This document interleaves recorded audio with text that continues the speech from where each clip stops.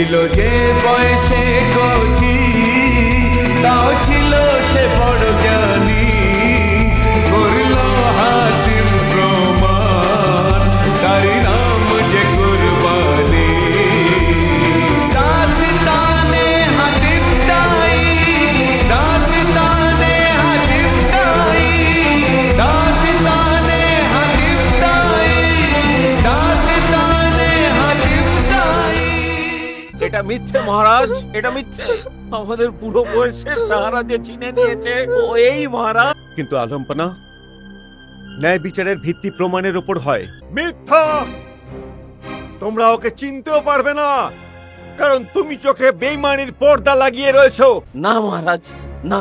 তুমি ভালো করে জানো যে এই ওই ব্যক্তিটিকে খুন করেছে, যে তোমার ইজ্জত লোটার জন্য নিজের জীবনকে বাজি রেখেছে, আর তুমি সেই ব্যক্তিকে বলছো যে এই সেই ব্যক্তি নয়।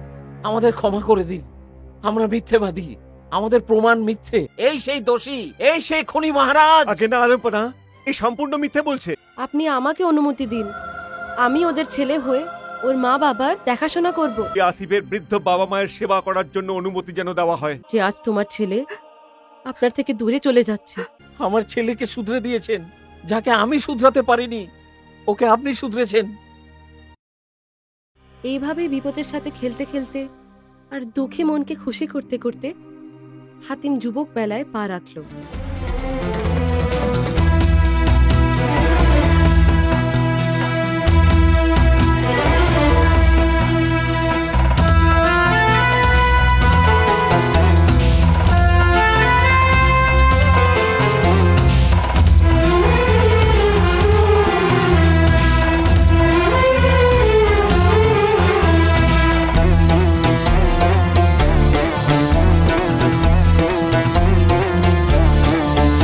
এবাদতে ঝুঁকা মাথা, পাবে যে রত্ন খাঁটি, নয়তো কি হিরে পান্না, সবই যে শুধু মাটি। দাস্তানে হাতিম তাই, দাস্তানে হাতিম তাই, দাস্তানে হাতিম তাই, দাস্তানে হাতিম তাই।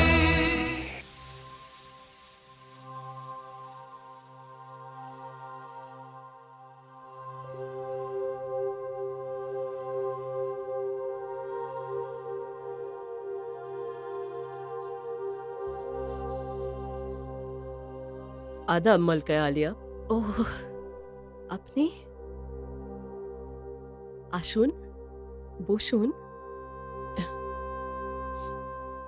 আমি আপনাকে একটা কথা জিজ্ঞেস করব। আজ আপনার চোখে জল? আমিও কত অভাগী মা বোন, নিজের হাতিমকে মন ভরে দেখতেও পাই না, আর ও আমার চোখের সামনে থেকে দূরে চলে যায়। কি জানি এবারও কোথায় চলে গেছে।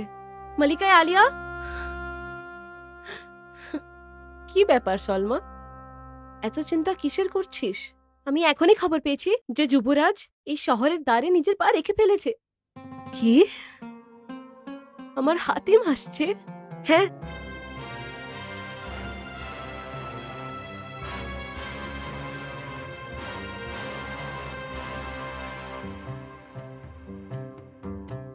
মালিকায় আলিয়া, যুবরাজ ঘরের ভেতরে পা রাখছে। ইয়া আল্লাহ, আজ কত বছর পরে আমি নিজের হাতিমকে দেখব। তুমি আমাকে খুব ভালো খুশির খবর শুনিয়েছ। আমি তোমার মুখ মুক্ত দিয়ে ভরিয়ে দেব। দেখলেন মমতা আলিয়া, তোমার মমতার জোর যুবরাজকে এমন ভাবে মনে করেছে যে ও নিজেই এখানে চলে আসছে।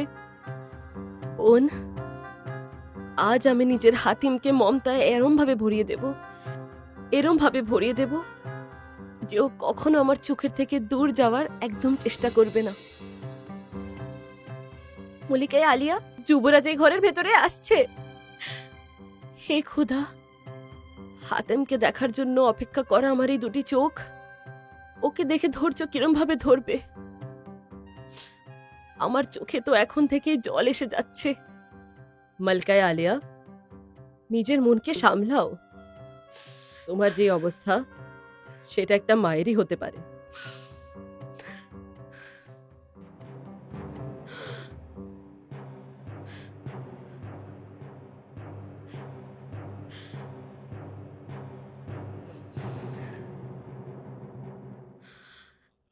আদাব কাকিমা। খুশি থাকো হাতিম। আদাব মা। হে খুদা, আজ কতদিন পরে এই দুটো শব্দ আমার কান শুনতে পেয়েছে।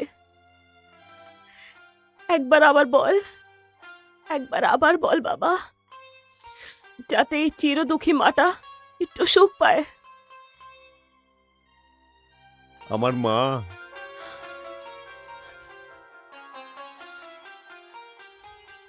হাতিম,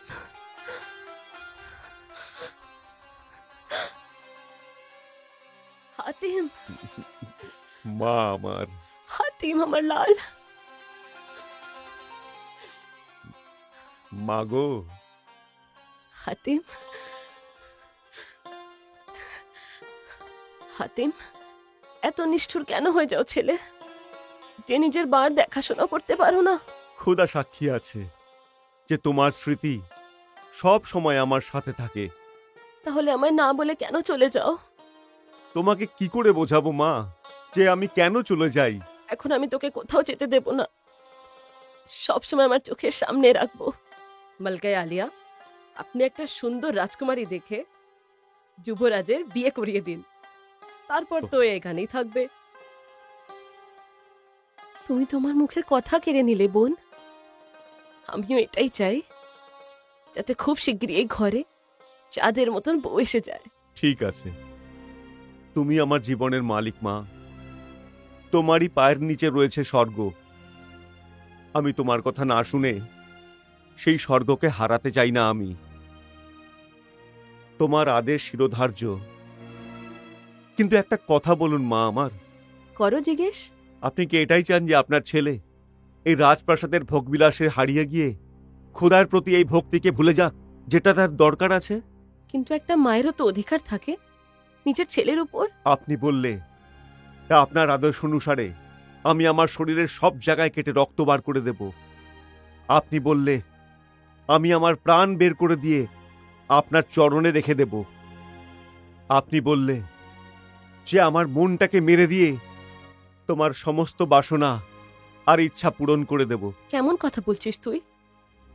একটা মা নিজের ছেলের স্বপ্নর খুন না, ওর শুধু খুশি চায়।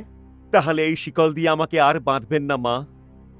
আমার আনন্দ বিয়ে করে সংসার করাতে নয়, পীড়িত মানুষদের অশ্রুমোচনে। আমার আনন্দ সেই ক্ষত মনগুলোতে মলম লাগানোয়, যারা যুগ যুগ ধরে পীড়িত, ব্যথায় কাতরাচ্ছে, সেই মানুষদের সাহায্য করায় যারা অত্যাচার এবং অবিচারের শিকার। আমি প্রতিটি চোখে আনন্দ এবং ঠোঁটে হাসির রেখা ছড়িয়ে দিতে চাই। খোদার জন্য আমার এই মনোবাসনা পূর্ণ করতে আটকাবেন না হুজুর। তাহলে আমার জীবন উদ্দেশ্যহীন থেকে যাবে। ব্যাস হাতিম, ব্যাস। তোমাকে নিজের মমতায় ভরিয়ে দেওয়ার জন্য আমি এটাই ভুলে গেছিলাম যে তুমি কোনো সাধারণ মানুষ না, খুদার ফেরেশতা। আর ফেরেশতা নিজেদের জন্য না, অন্যদের জন্য জন্ম নেয়। আর শুধু তোমার উপরেই না, নিজের উপরে গর্ব হচ্ছে যে আমি তোমার মা। যা হাতিম, আজকের পরে তোর এই মা কখনো তোমার রাস্তার বাধা হয়ে দাঁড়াবে না। খুদা তোর সব কাজে যেন তোকে সফলতা দেয়। যা হাতিম। মা আমার। হাতিম, খুশি থাকিস। খোদা খুশি হাফিজ। থাকিস।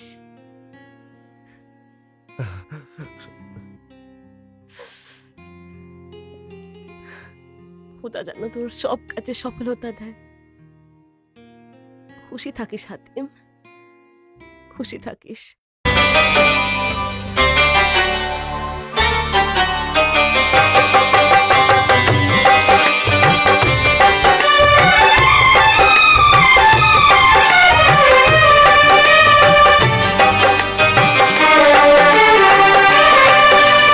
সাড়া দাও আমার ডাকে, কোথায় রয়েছ লুকিয়ে? অশ্রুতে ভিজে বুক আমার, কাটার আঘাত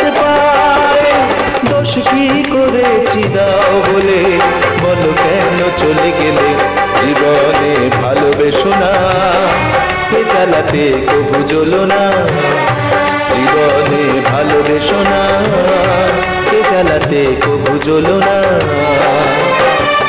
সাড়া দাও আমার ডাকে, কোথায় রয়েছ লুকিয়ে, অশ্রুতে ভিজে বুক আমার, কাঁটার আঘাত পায়।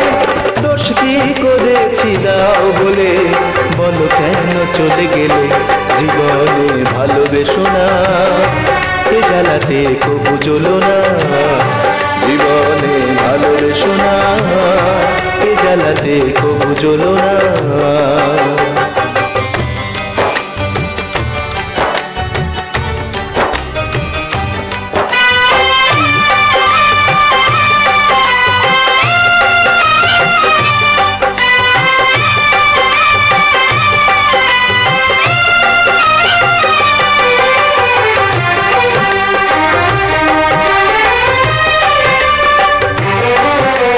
পথে পথে ঘুরে আমি ভাগ্যের সাথে লড়াই করি, ভুলে গেছে যে আজ আমায় তার স্মৃতি নিয়ে ঘুরি। তোমার ছলনা বঞ্চনা, তোমার যত প্রবঞ্চনা, বুকের মাঝে জমে আছে কি যে গভীর যন্ত্রণা। সে দূরে চলে গেছে, আমাকে ভুলে গেছে, আমার হৃদয় নিয়ে সে খেলা খেলে গেছে। মিথ্যে ভালোবাসার জালে আমায় জড়িয়ে গেছে, আমাকে পেছনে ফেলে বহুদূর চলে গেছে। স্বপ্ন ছিল যাকে নিয়ে, স্বপ্ন সে পায়ে তুলেছে, জীবনে ভালোবেসো না, এই জ্বালাতে কবু জ্বলো না, জীবনে ভালোবেসো না, এই জ্বালাতে কবু জ্বলো না।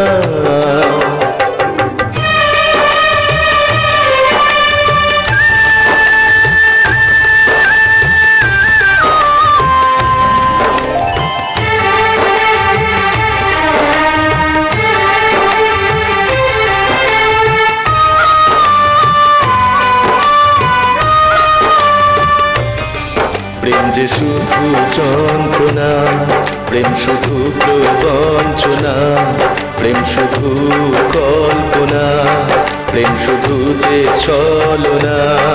কে বলে ভালোবাসা, জীবনের স্বপ্ন আশা, এ ভালোবাসা মিছে মরিচিকারি পিছে, ছুটে মরা বৃথা যে মিথ্যা প্রেমের খোঁজে, পেয়ালা ভরা বিষে অশ্রু যে যায় মিশে, রক্ত ঝরে আঘাতে মন ভরে হতাশাতে, সব সুখ সে নেয় কেড়ে, দুঃখে দেয় জীবন ভরে, ভিখারি করে দেয় পথে পথে ঘোরায়। এ রোগেতে শান্তি নেই, এ রোগেতে মুক্তি নেই, এ রোগে যে পড়েছে, বেঁচে থেকেও মরেছে, বেঁচে থেকেও মরেছে, বেঁচে থেকেও মরেছে।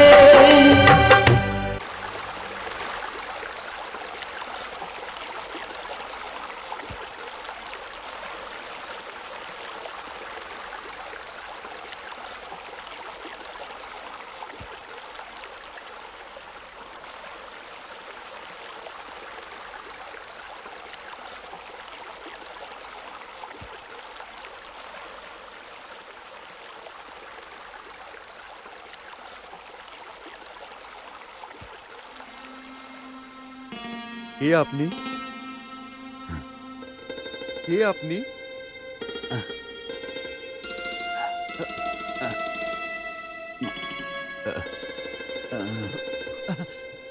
কে আপনি? তুমি ঠিক আছো তো?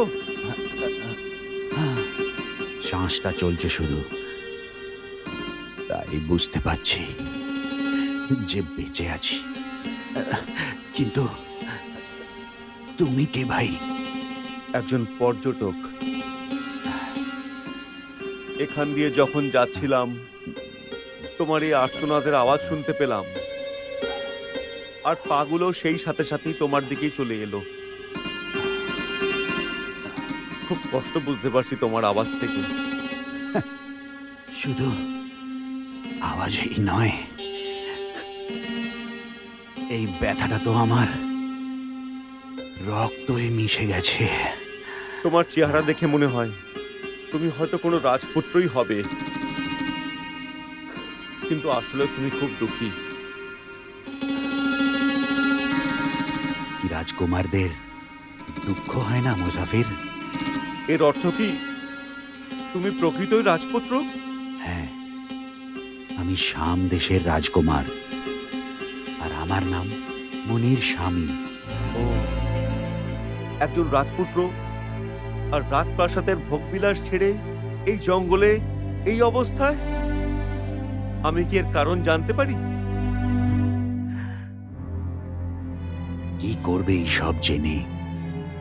হতে পারে তুমিও আমার দুঃখর অবস্থা শুনে তারপর সান্ত্বনার দুটো শব্দ বলে তারপর নিজের রাস্তায় নিজের কাজে হাঁটা দেবে।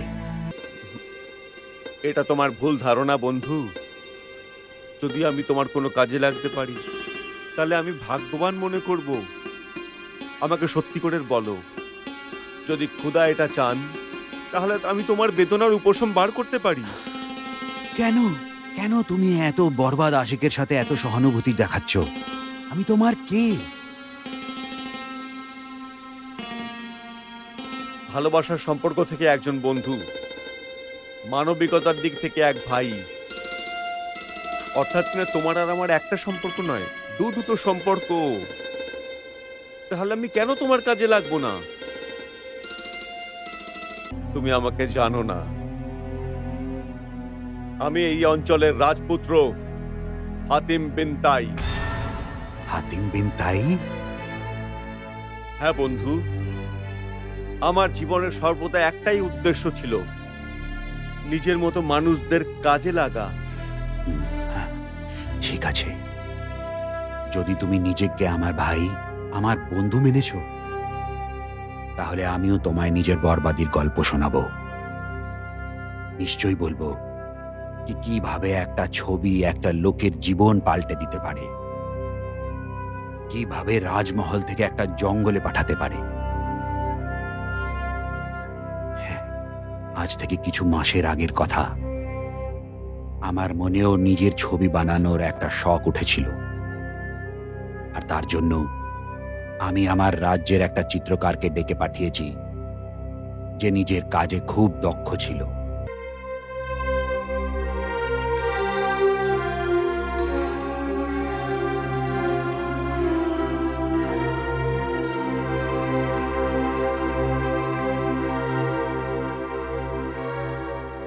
রাজকুমার, আমার প্রণাম গ্রহণ করুন। আসো চিত্রকার। আপনি আমাকে ডেকেছেন? হ্যাঁ চিত্রকার, আমি তোমার কাজের বিষয়ে খুব কথা শুনেছি, তাই জন্য আজকে আমি তোমার থেকে ওরকমই একটা চিত্র বানাতে চাই, যেটা যেন একদম আসল লাগে। আর যখন ওটা এই দেয়ালে লাগানো হবে, তো যারা দেখবে তারা যেন ভাবে এটা এক্ষুনি কথা বলবে। আপনার আদেশকে অমান্য করার সাহস তো নেই আমার, কিন্তু আমি ছবি আঁকা ছেড়ে দিয়েছি। কেন? তোমার কি আর এত চাহিদা নেই? তেমন কোনো কথা নয়। তাহলে কি তোমার চোখ খারাপ হয়ে গেছে, নাকি তোমার হাত দুটো কাঁপুনি শুরু করে দিয়েছে? না রাজকুমার, আমার চোখের জ্যোতি এখনো ভালো আছে, আমার হাতের আঙ্গুল এখনো কাঁপে না। কিন্তু আমি আপনার ছবি আঁকতে পারবো না। চিত্রকার, এইটা ভুলো না কিন্তু, কি তুমি আর কারুর নয়, শাম দেশের রাজপুত্রর ছবি বানাবে। আমাকে মাফ করবেন রাজকুমার। জানো তুমি কার সামনে না বলছো? খুব ভালো করেই জানি। তাহলে তুমি এইটাও ভালো করেই জানো নিশ্চয়ই, কি আমি তোমার এই দুটো হাত কেটে ফেলার ক্ষমতাও রাখি। আপনার জন্য আমার মাথাও তৈরি আছে, কিন্তু ঈশ্বরের দিব্যি আমাকে বাধ্য করবেন না। এখন আমি ছবি আঁকার যোগ্য নই। আমার থেকে আমার কল্পনা, আমার ভাবনা, আমার শক্তি সবকিছু ছিনিয়ে নিয়েছে। আমার সবকিছু হারিয়ে গেছে রাজকুমার, সবকিছু হারিয়ে গেছে। এটা কি ধাঁধা চিত্রকার? ওটা কে যে তোমার থেকে তোমার খেয়াল, তোমার কল্পনা, তোমার প্রতিভাটা ছিনে নিয়েছে? কয়েক মাস আগে আমি খুরাসানের মাকে প্রকৃতির ছবি আঁকছিলাম। ঠিক তখনই হঠাৎ একটা গাছের পেছন থেকে একটি সুন্দরী মেয়ে আমার সামনে এসে দাঁড়ালো আর হাসতে হাসতে অদৃশ্য হয়ে গেল। তারপরে ওই সুন্দরী মেয়েটাকে আজ পর্যন্ত আর কখনো দেখতে পেলাম না, কিন্তু ওর অপরূপ সুন্দর মুখ আমার মনের মধ্যে এমন ভাবে শেকড় গেঁথে ফেলেছে। তারপর আমি যখন অন্য কারোর ছবি আঁকতে শুরু করে দিই, আমার হাতের তুলিতে ওই মেয়েটির মুখ ফুটে ওঠে। কি সত্যি ও এতই সুন্দরী একটা? সেই রকমই কিছু ভাবুন যুবরাজ। ওর শরীরে যেন রূপের বন্যা বয়ে যাচ্ছে। আমার তো এমন মনে হলো ঈশ্বর যেন ওর মুখের লাবণ্য নিয়ে চাঁদকে এঁকে ফেলেছিল, ওর চোখের লাবণ্য নিয়ে নদী নালা এঁকে ফেলেছিল, ওর ঠোঁটের নমনীয়তা দিয়ে গোলাপের পাপড়ি বানিয়েছিল। আর ওর হাস্যমুখ, তার ওই হাস্যমুখ দেখেই নক্ষত্ররা ঝিকমিক করতে শিখেছিল। বাহ, খুব ভালো। একটা চিত্রকার একটা কবির মতন কথা বলছে। এটা কবিতা নয়, এটা বাস্তব রাজকুমার। ওর রূপের সৌন্দর্য এতটাই ছিল যে ওকে দেখে শুধু মানুষ কেন, দেবদূতেরাও ওকে ভালোবেসে ফেলবে। তাহলে তো নিশ্চয়ই তুমিও নিজের হৃদয়টা ওকে দিয়ে এসেছো। এই বুড়ো বয়সে আমার ভালোবাসার অর্থ কে বুঝবে? হ্যাঁ, এই মানুষটা যেই ভালোবাসার সন্ধানে ঘুরে বেড়াচ্ছিল সে একদম তেমনই ছিল। তাহলে আমার চিত্রটা থাকতে দাও চিত্রকার। তুমি ওই সুন্দরীর যেই নকশাটা আমার সামনে বললে, ওটা শুনেই আমার হৃদয়ে ওকে দেখার ইচ্ছে হয়ে উঠেছে। আমিও তো দেখি কি তোমার চিত্রটা কতটাই সুন্দর।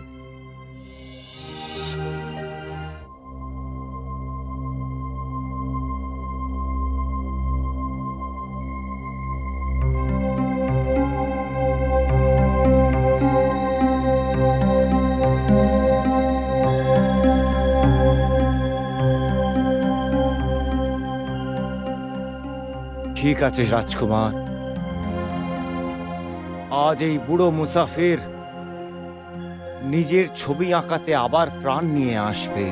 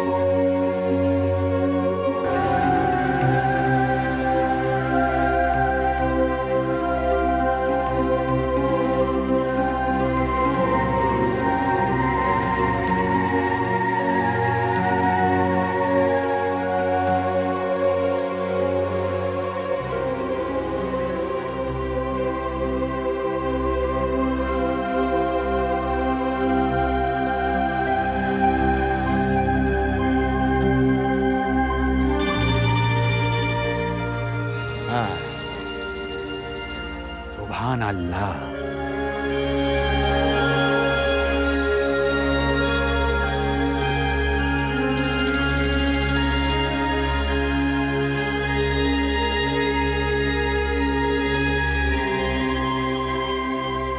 রাজকুমার, চিত্রকার, নিশ্চয়, অবশ্যই তুমি যেটা বলেছ সত্যি বলেছ।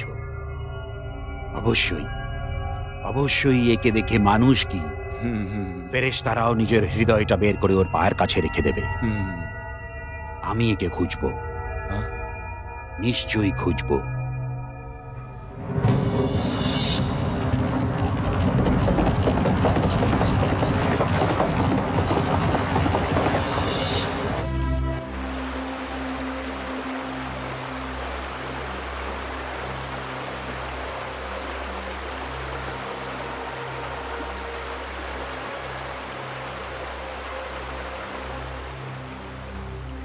সেই তো, একেবারে সেই সেই এটা, সেই এটা।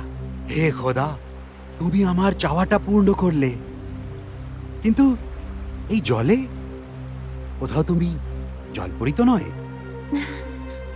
না অপরিচিত, আমি জলপরি নই, আমি মানুষ। তুমি যে কেউ হও না কেন, মানুষ বা জলপরি, কিন্তু আমি এই জল থেকে অন্যদিকে আর তাকাবো না, না হলে তুমি আবার অদৃশ্য হয়ে যাবে। পাগল, প্রেমী।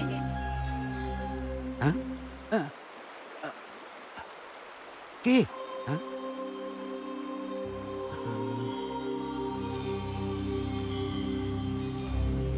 হায় আল্লাহ, কি হয়েছে তোমার? অপরিচিত, জ্ঞানে আসো অপরিচিত, অপরিচিত, অপরিচিত, জেগে ওঠো।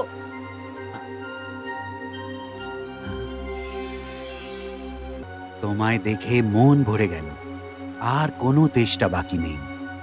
মনে হয় মরুভূমির গরম তোমার মাথায় চড়ে গেছে, তাই তুমি আজে বাজে বকছো। এখন আমি আসছি। না সুন্দরী, না। হায় আল্লাহ, এটা কি করছো অপরিচিত? আমি তোমাকে যেতে দেব না। তোমার জন্য তো আমি এই জঙ্গলের প্রতীক। তোমায় আমি কত মাস ধরে খুঁজছিলাম। আপনি আমাকে খুঁজে বেড়াচ্ছেন? হ্যাঁ সুন্দরী, হ্যাঁ। কিন্তু যতটুকু আমি জানি, আজকের আগে আমি আপনাকে কখনো দেখিনি। তুমি আমায় হতে পারে কোনোদিনও দেখোনি, কিন্তু আমি তোমায় সেই দিন থেকে খুঁজছি যখন আমি প্রথমবার তোমার চিত্রটা দেখেছিলাম। আমার ছবি? হায় আল্লাহ, এটা তো দেখছি আমারই ছবি। তোমার চিত্রটা যত সুন্দর, তুমি ওর থেকেও আরো বেশি সুন্দর। জানো কি, আমি তোমার চিত্রটা নিয়ে তোমায় খোঁজার জন্য কোথায় কোথায় যাইনি, কত রাত না ঘুমিয়ে কাটিয়েছি। কিন্তু আমি জানতাম এক না একদিন আমি তোমায় নিশ্চয়ই খুঁজে পাবো। আর আজকে আমার খোঁজা পুরো হলো, আর আমার স্বপ্ন সুন্দরী আমার সামনে শেহজাদি সাহিবা, গাড়ি তৈরি আছে, চলুন। মনে হচ্ছে আমার গাড়ি তৈরি হয়ে গেছে, আমি আসছি। তুমি যাচ্ছ? যেতে তো হবেই, আমার দেহরক্ষীরা আমার অপেক্ষা করছে হয়তো। কিন্তু এখনই তো আমাদের দেখা হয়েছে, আর আমি তোমায় ভালো করে দেখিও নি। না সুন্দরী, না, আমি তোমায় কোথাও যেতে দেব না। এটা তুমি কি করছো? যদি আমাদের কেউ এই অবস্থা দেখে না তো খুব অপমান হবে। প্রেম অপমান থেকে ভয় পায় না। কিন্তু এটা পাগলামি। ওই প্রেমিকই যাতে পাগলামি নেই। তুমি বুঝতে পারছো না কেন? দেখো, আমি তোমাকে প্রতিজ্ঞা করছি, তোমার সাথে দেখা করতে আবার এখানে আসবো। তুমি সত্যি বলছো? যদি আমাকে বিশ্বাস করো তো এখানেই আমার অপেক্ষা করো। তুমি বলছো যখন, আমি সারা জীবন তোমার এখানেই অপেক্ষা করব। কিন্তু তুমি আসবে তো? হ্যাঁ, আমি নিশ্চয়ই আসবো।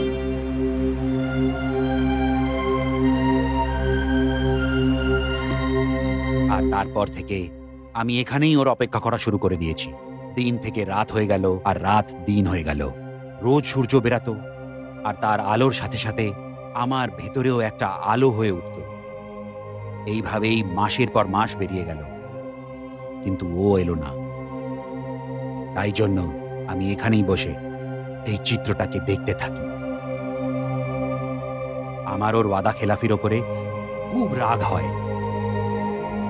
তাই জন্য নিজের দুঃখকে গানের মধ্যে পরিণত করে ভেতরের দুঃখটাকে বের করে নিই।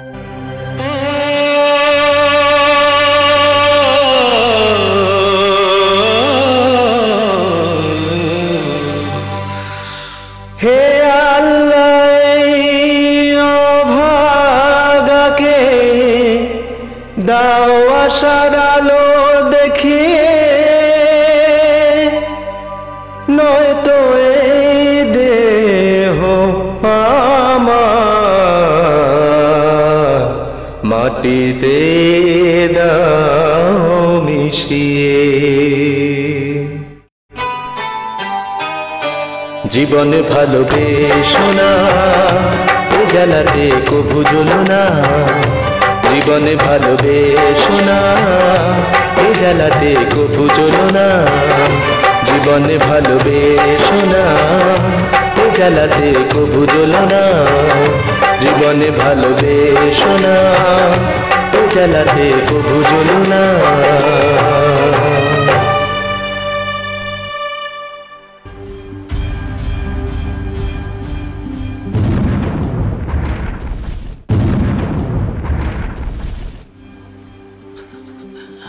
হে খোদা, এটা কি আমি ভুল দেখছি, না চিত্র জ্যান্ত হয়ে উঠেছে?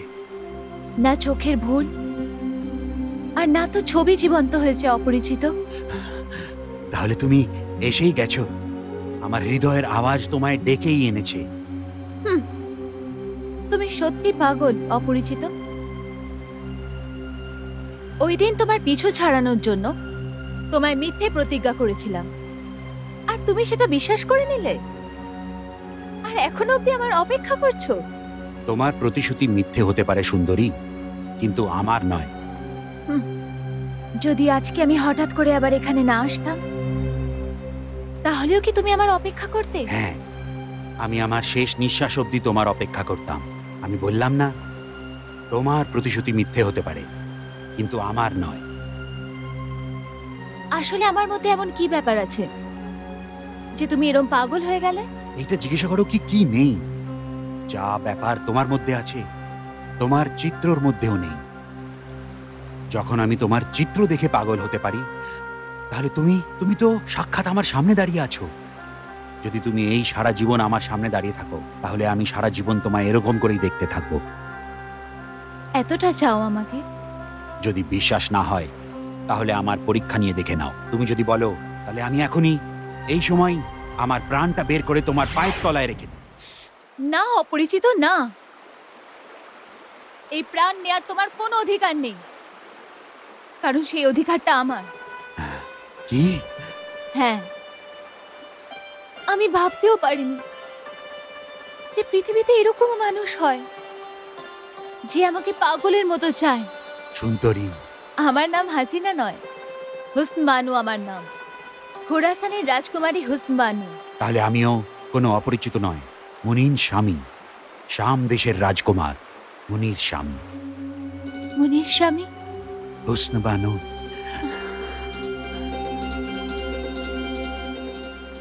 আর তারপরে জানো, এই জঙ্গলে শ্রাবণ এসে গেছে। প্রেমের সব কুড়িগুলো ফুটে ফুল হয়ে গেছে। আর ও রোজ আমার কাছে আমার সাথে দেখা করতে আসতো। আমাদের প্রেম দিন প্রতিদিন বাড়তে চলেছে। আর এরকম করে মাসের পর মাস বেরিয়ে গেল। আর একদিন যখন ও যেতে লাগলো, আমি ওকে বললাম,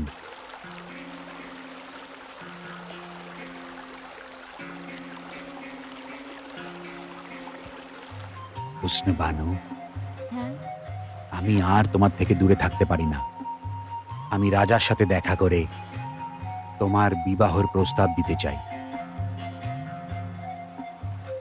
ঠিক আছে, আমি আজকে আব্বা হুজুরকে তোমার ব্যাপারে কথা বলবো, আর কালকে তোমাকে ওনার সাথে আলাপ করিয়ে দেব। সত্যি? সত্যি।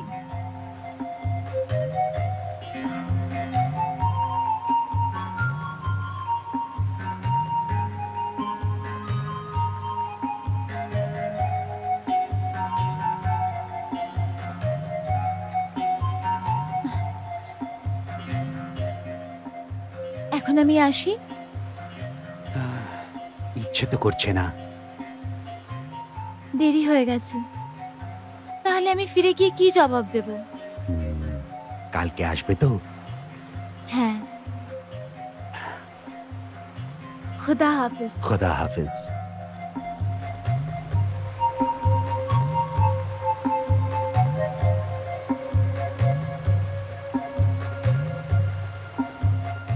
ওই দিনটা ছিল আর আজকের দিন।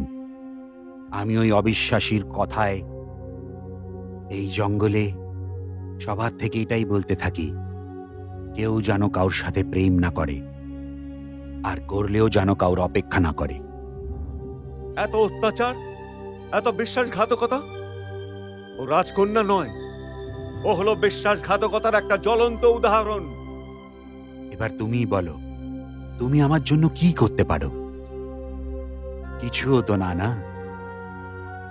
যার হৃদয় পাষাণের হয়ে গেছে, ওকে মোম বানানো কারোর পক্ষে সম্ভব নয়, না আমার আর না তোমার।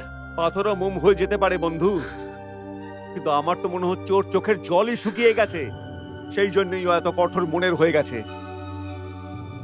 আসো, আমরা ওই বিশ্বাসঘাতক রাজকন্যাকে এমন আয়না দেখাবো যেটা দেখে যদি ও চেঁচিয়ে না ওঠে, তাহলে আমার নামও হাতিম নয়। চলো আমার সাথে।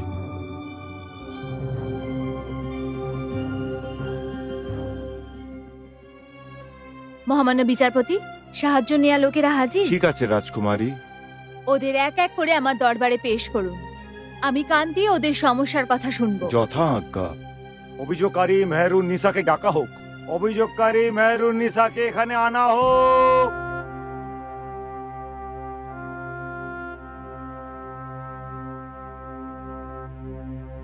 রাজকুমারী, আপনার ন্যায় বিচারের কথা তো সবাই জানে। মেহরুনিসা, তুমি যার ব্যাপারে নালিশ করতে চাও, তুমি বিনা চিন্তায় বলতে পারো। রাজকুমারী, কিছুদিন আগে আমার স্বামী মারা গেছে। তারপরে উচ্চ পদস্থ সৈনিক, যে কিনা আমার দেওরও, আমাকে আর আমার দুই নিরীহ বাচ্চাকে বাড়ি থেকে বার করে দিয়েছে, আর আমার বাড়িটাকে হাতিয়ে নিয়েছে। এটা তো সোজাসুজি ভাবে অন্যায়। কাজিয়া সাহেব, ওই নিষ্ঠুর সৈন্যকে ওর পদ থেকে বরখাস্ত করে গ্রেফতার করা হোক, আর মেহনুনিসাকে ওর বাড়ি আবার ফেরত দেয়া হোক। যথা আজ্ঞা রাজকুমারী। খুদা আপনাকে সারা বিশ্বের আনন্দে ভরিয়ে দিক রাজকুমারী। আপনার ঝোলা যেন সুখে ভরে ওঠে। আপনি আপনি সুস্বাস্থ্য থাকুন রাজকুমারী। আপনি পৃথিবীর সব খুশি যেন পান। আপনি খুশিতে থাকুন। আপনি পৃথিবীর সব খুশি যেন পান। আপনি খুশিতে থাকুন।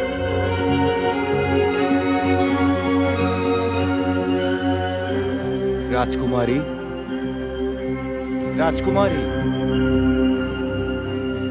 রাজকুমারী। কাজিয়া সাহেব, দ্বিতীয় সাহায্যকারীকে হাজির করা হোক। রাজকুমারী, অপর অভিযোগকারী নিজেকে অন্য দেশের রাজকুমার বলছে। ইয়ামান রাজ্যের রাজকুমার? উনি কি তাহলে হাতেম বিন তাই তো নয়? আজ্ঞে, এই নাম বলেছে সে। তাহলে আপনারা ওনাকে বাইরে কেন অপেক্ষা করাচ্ছেন? ওনাকে এক্ষুনি রাজসম্মানের সাথে ভেতরে আনা হোক।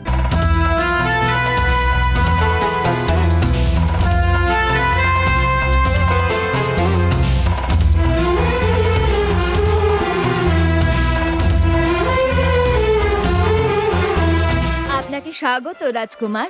আপনার মতো সৎ বন্ধু আর দয়ালু মানুষ যদি আমার দরবারে পা রাখেন, সেটা তো আমার ভাগ্য।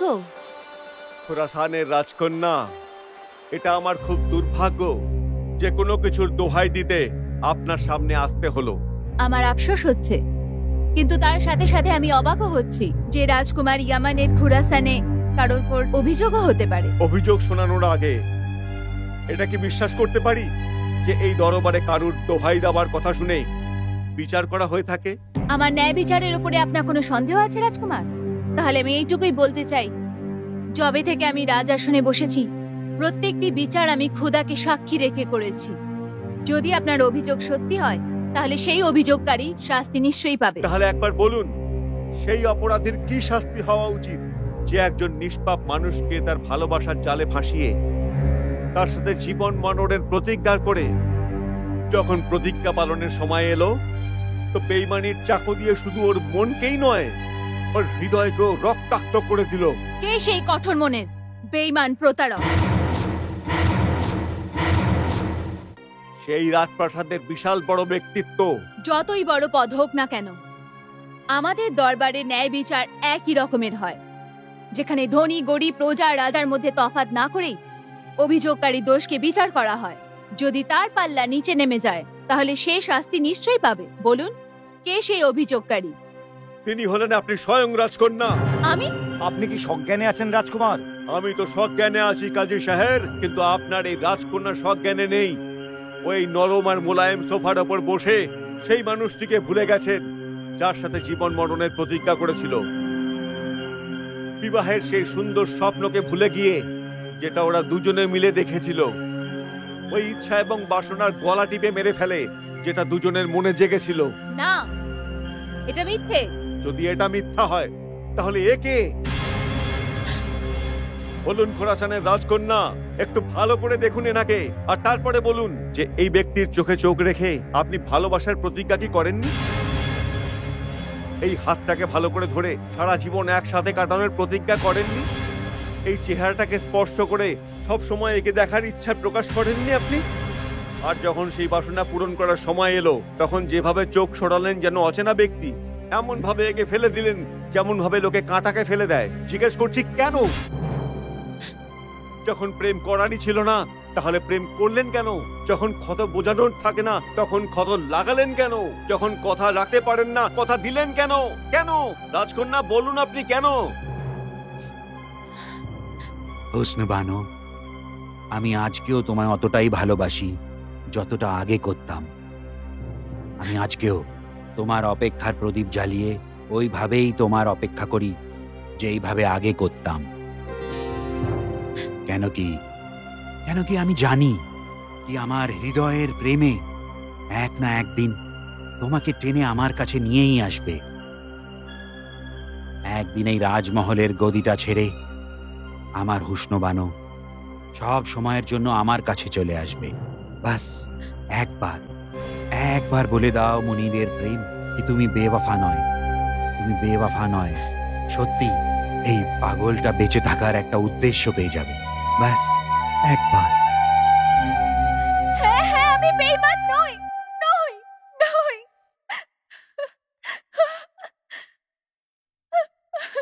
যদি বিশ্বাসঘাতক নাও তাহলে সরে আছো কেন? তোমার মনে একে সাক্ষাতের জন্য চাঞ্চল্য নেই কেন? ওর প্রতি উৎসাহ নেই কেন তোমার মনে? বলো, জবাব দাও। জানতে চাও রাজকুমার? জানতে চাও আমি ওকে চাওয়ার পরও কেন দেখা করিনি? ওর দিকে তোলা পদক্ষেপ কেন আটকে যেত? কেন প্রেমে ভরা মনকে আটকে দিতাম?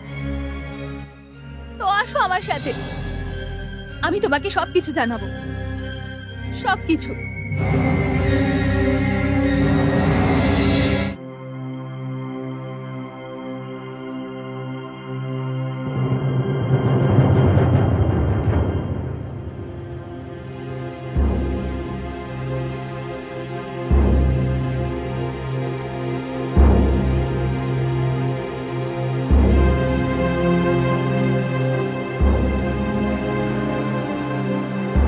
আসুন রাজকুমার, আপনি জানতে চাইছিলেন না আমি ওকে চাওয়ার পরে ওর সাথে দেখা করতে কেন বারণ করেছি?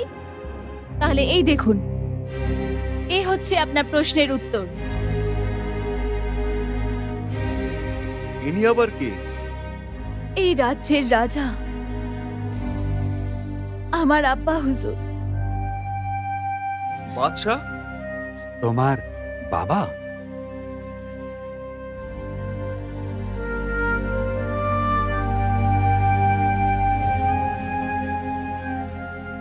বাদশাহ সেলামত?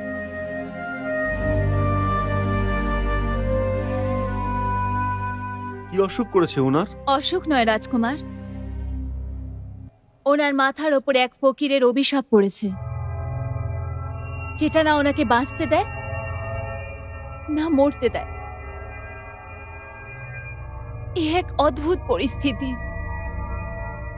আমারও সুখ, শান্তি, স্বাচ্ছন্দ্য সব চলে গেছে। কিন্তু হুসনু বানু, যতটা আমার মনে পড়ে, যেই দিন তুমি আমার সাথে দেখা করতে এসেছিলে আর নিজের আব্বা হুজুর থেকে আমাদের কথা বলারও প্রতিশ্রুতি করে গেছিলে, সেই দিন পর্যন্ত তো সবকিছু ঠিক ছিল। হ্যাঁ, সবকিছু ঠিক ছিল, কিন্তু আমার ভাগ্যের তারা ধসে পড়েছিল। আমাকে সম্পূর্ণ ঘটনা বলুন। হতে পারে হয়তো আমি আপনার কোনো উপকারে আসতে পারি। কেউ কিচ্ছু করতে পারবে না রাজকুমার, কেউ কিচ্ছু করতে পারবে না। খোদার আশীর্বাদে কখনো বিষণ্ণ হওয়া উচিত নয়। একমাত্র তো ওনারই ভরসা আছে। আপনি বলেন। হ্যাঁ, যেদিন আমি ওর সাথে শেষবার দেখা করেছিলাম ওই দিনের কথা। আমার রাজ্যে একজন তেজস্বী ফকির প্রবেশ করেছিল, যার মুখে অদ্ভুত জ্যোতি ছিল, চোখে এক অদ্ভুত চমক ছিল, আর মুখে সব সময় একটাই নাম ছিল, আল্লাহ।